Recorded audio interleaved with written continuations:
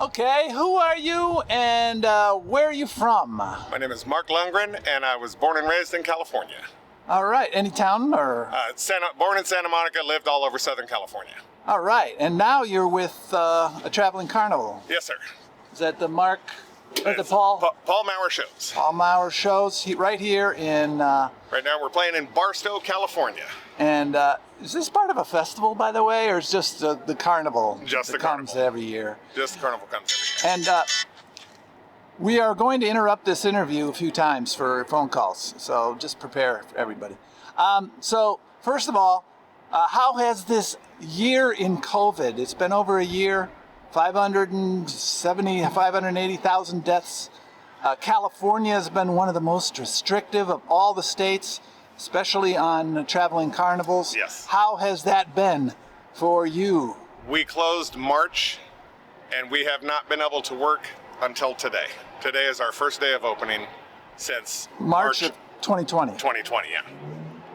And this is your first show. Right. Wow. And you, what have you done? What did you do with yourself? Well, for us, we're pretty blessed. We got a good boss that owns the show, and we've redone all our rides. We worked independently. I didn't do a show. We just worked on all of our equipment, updating, upgrading, everywhere we can. So you're the general manager, right? Yes. And so you've been employed this whole time then? Not really employed, but we've taken care of the guys that we have. And so some people have been employed, and you've been employed with no income. Oh. So the boss ain't making no money, but we've been paying our guys to work on the equipment. I see. And has that been, now, this is your first show. Are there some restrictions that you have to adhere to? Yeah, capacity and sanitizing and stuff like that. Food? I don't see any food. This county is currently not giving out temporary food permits. Okay. And are you up to staff? Do you have all your people? Not fully yet, but we will be by the end of the week. And do you rely on Mexican help? Yeah, we have both American help and the H-2B And visa so, workers. as the H-2B people, they've been able to get across on time? And they're currently en route. I see.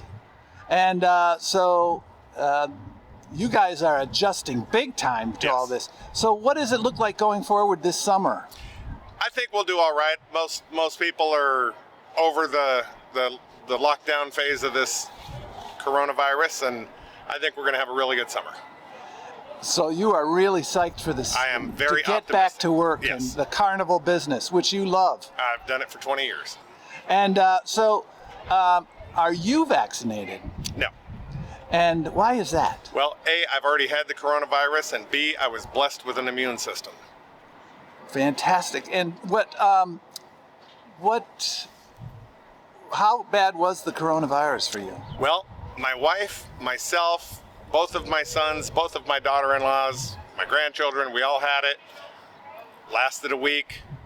My wife had it the worst, and she just felt like, she had a cold for 3 or 4 days. I got little boogers for a couple of days, but I'm outside all the time, and I've got a very good immune system. And why the reluctance to get the vaccination? Because they call it a vaccination. It's an experiment. It's approved for experimental use, for emergency use. It's not. It's not a vaccine. A vaccine goes through years of trials, years of testing, not a year. And I don't care, politics aside, Republican, Democrat, doesn't matter. You can speed up a process so much, but at the end of the day, we don't know. 10 years from now, you're going to watch a news, and you're going to hear if you took the COVID vaccine in 2019, 2020, 2021, you might be entitled to compensation, and it's not going to be me. Wow. And so you've had to lay off some people. You've had no shows. Yep. You've had to probably socially distance on family affairs and I personally friendships. haven't. Have not. Oh, hell no. Okay. Like I said, I was blessed with an immune system. I And the see. people that I associate with are of the same mind. And if the quote-unquote liberal logic were true, we'd all already be dead anyway. And so, have you felt yourself suffering any anxiety or unhappiness during this year? No more than any other political year. You know, there's ups, there's downs. Has anything good happened to you this year that you can say, hey, you know what, I had more time for my family? I take the good out of everything. We've been off for a year and a half. I've seen my grandkids every day for that year and a half. I've been to my boat every weekend during that time. I just take the blessings as they come. And two final questions. One on the government's response. Do you think it was appropriate, over the top, not enough? What do you think of the government's response to this? Initially appropriate. After the 2 weeks to flatten the curve, everything else has just been hogwash. Political power. And going forward, I think you already answered this. Do you think we've turned the corner? LA this week has now gone down a notch in the ratings, I guess yellow or something. It's amazing when you're facing a recall, you start opening up your state. That's amazing. The Governor Newsom is facing a recall vote, and he is now opening up LA, the biggest voting area. If you look at Florida and Texas, both wide open, and they still have less numbers than California and New York. And if you look at population, demographics, everything else, they're pretty equal. And so lastly, if you're looking back over this year, just philosophically, life and death, whatever, how do you look at your life? Have you changed at all? Has your perspective on life changed? Any last philosophical way of looking at things? Don't spend your life building a life, spend your life living a life. And go to carnivals. We're all gonna die one day. Whether you die of coronavirus, in a car accident, or of natural causes, you're gonna die. Don't forget to live. They have that saying, YOLO, you only live once. I disagree with that. You live every day. You only die once. Make sure you live. Well, thank you very much on this Cinco de Mayo here in Barstow, California, 2021. Thank you very much. Very good.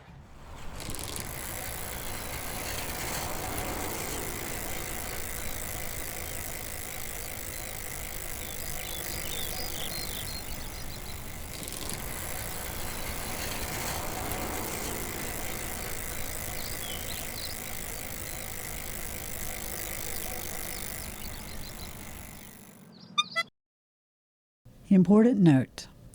These interviews attempt to follow how Americans live their daily lives in a pandemic, their behavior, and personal belief systems.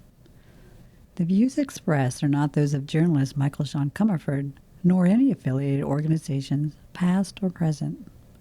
No interview should be considered an endorsement of the opinions expressed by the interviewee.